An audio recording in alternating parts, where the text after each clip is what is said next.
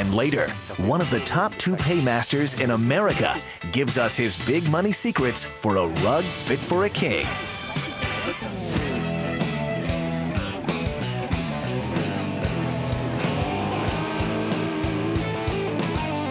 When we come back, we'll look at an entirely different strategy for battling hair loss.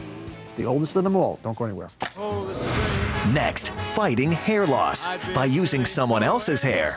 The truth about what goes into the greatest toupees on earth from the master toupee maker himself. I got the world.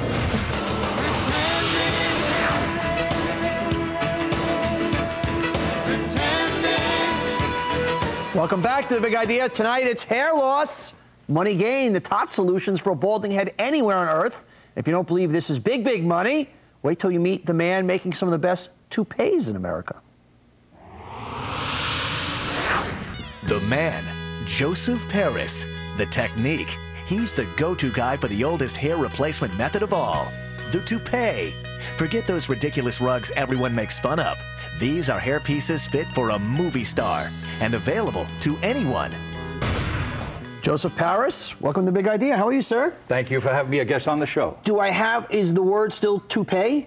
No, it's hair replacement, basically. Hair replacement. Now, you are representative, and I mean this all due respect, of one of the more old school methods of hair. To the average guy today, if you say toupee, if you say hair piece, they go, oh, that's my Uncle Louie, who everybody makes fun of. But you kind of trade in a different world. Well, if someone comes up to you and says, that's a nice hairpiece you're wearing, you can be assured of one thing: it's not a nice hairpiece. Yes. The key is to make it totally undetectable from inches away. Now, I'm looking at you. Do you ever, I would say, no, you don't have a hairpiece on. Yes, I do.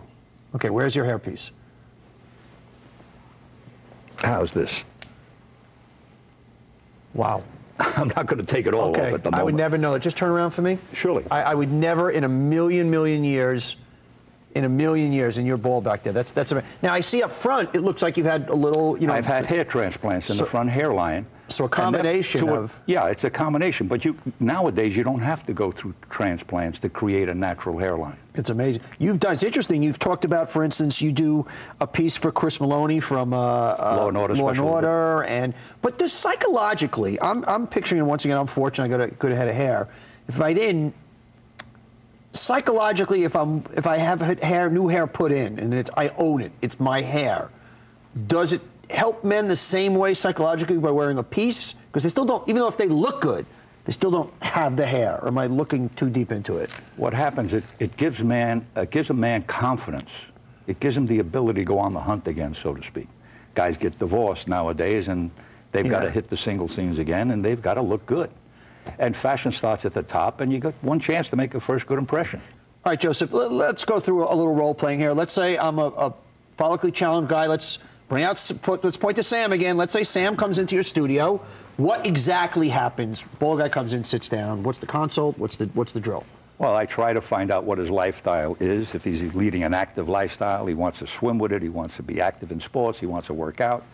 There are 3 methods of attachment: bonding, clips, and tape.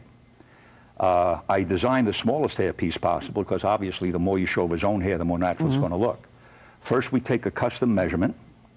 Then, if let's say he has 3,000 hairs per square inch growing out of the sides of his head, we're going to put 3,000 on top. We're not going to put 50,000 on top so he looks like Kramer from Seinfeld. Right. Or you see these bad hair pieces walking down the street like from Huey Louie or some wig shop.